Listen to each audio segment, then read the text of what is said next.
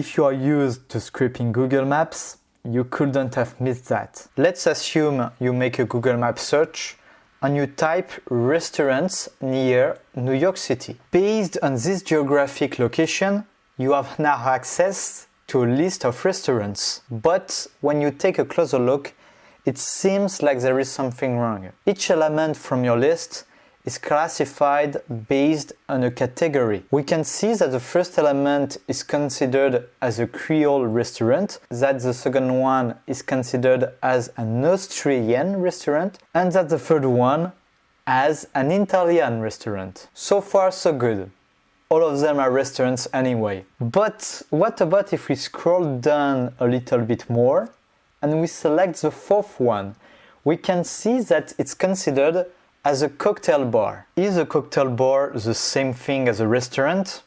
Of course not. But in that case, why did Google Maps show us this result? And can we do something to keep our search as we originally expected? Let's jump into it. When you are looking for restaurants in New York City, you don't tell Google Maps, hey, can you show me elements with a category which is equal to restaurants? No, what Google Maps shows you instead are elements with one of their categories which is equal to restaurants. It's not the same thing. Indeed, Google Maps divides companies into their main type and their subtypes. And businesses can have up to 10 subtypes. Let's come back to the cocktail bar we have been talking about. This cocktail bar truly is a restaurant. There is no mistake. Nevertheless, it implies that one of its subtypes is a restaurant. There can be no doubt that it remains a cocktail bar first and foremost. This was a random example. However, this lack of accuracy may sometimes be an issue. In the example you can see on your screen, we scraped a bakery instead of a restaurant. Why not? It's not that different. But it can also be a shopping mall, a bowling alley, an ice skating ring, or even a gun shop. They are pretty different from one another. It raises the question, how to limit the Google Maps results to the main category without taking all the subtypes into account? And we created a tool to solve this problem, scrap.io. If you want to have a look, you can click the link in the description, or you simply type scrap.io in your search bar. We promise you can get unlimited leads from Google Maps, and you can find a quick demo below. The process is fast and easy.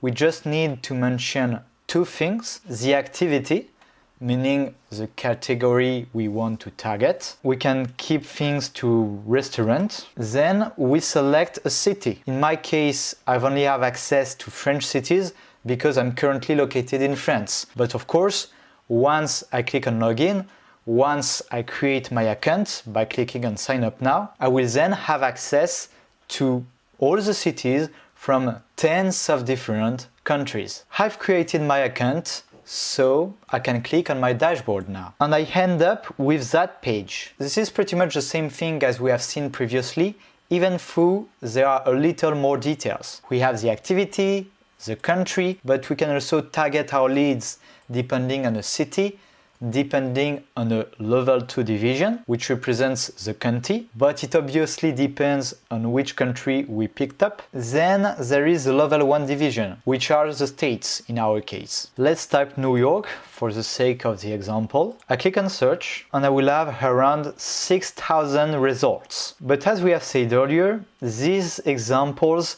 are not accurate yet, because it means we have now access to elements with one of their categories which is equal to restaurant. So the subtypes are included. If we want not to select them, we can filter our data even more. As you can notice, we have lots of different filters, but the one we are mostly interested in is the first one. We can choose whether we want to select the main activity only or not. If I click on yes, and if I click on filter, I will no longer have 6,000 results. I will end up with around 2,000 results instead. But all these data rows are much more targeted. They are much more accurate. Once I'm sure I have everything I need, I can click on export. If I click on advanced options, I have an overview of all the columns I'm about to retrieve, and I can give a name to my export. So let's say New York,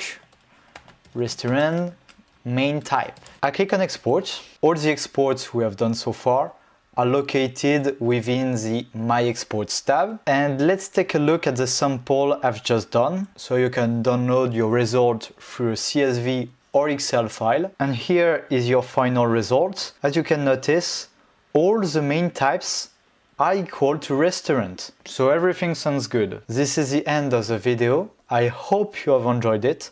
If you want to overcome the problem we have discussed in this video, you can go to scrub.io. And if you have any questions regarding the tool, you can directly contact our customer support. See you next time.